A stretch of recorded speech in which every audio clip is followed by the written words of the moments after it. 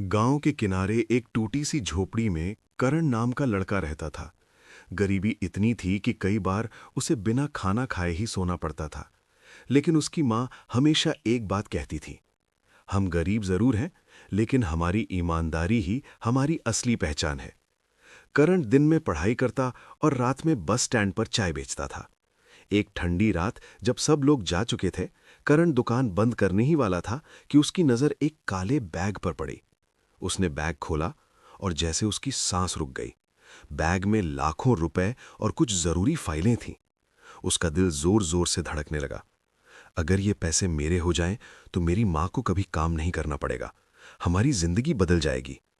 उस रात पहली बार करण की ईमानदारी उसकी मजबूरी से लड़ रही थी। कुछ देर तक वो चुप बैठा रहा, फिर अचानक उसे अपनी मां का चेहरा याद आया।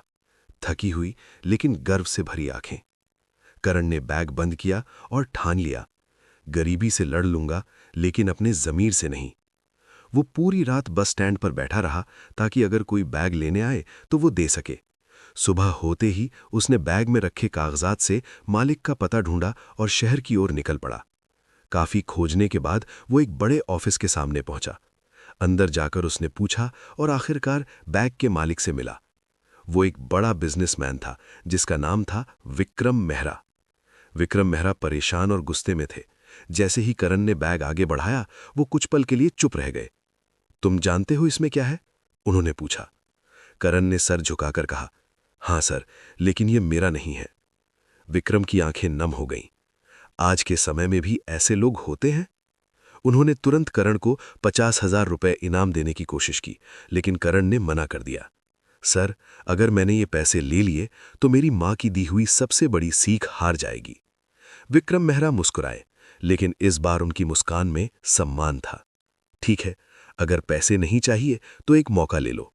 उन्होंने करण को अपनी कंपनी में काम करने का ऑफर दिया, साथ में उसकी पढ़ाई का पूरा खर्च उठाने का वादा भी किया। कुछ साल बाद वही करण, जो कभी बस स्टैंड पर चाय बेचता था, अब उसी कंपनी का मैनेजर बन चुका था। एक दिन इंटरव्यू लेते समय उसने एक लड़के से पूछा, अगर तुम्हें रास्ते में पैसों से भरा बैग मिले तो क्या करोगे? लड़का चुप हो गया। करण मुस्कुराया और बोला, याद रखना, जिंदगी में मौके बहुत मिलेंगे, लेकिन असली जीत तब होती है जब तुम सही रास्ता चुनते हो।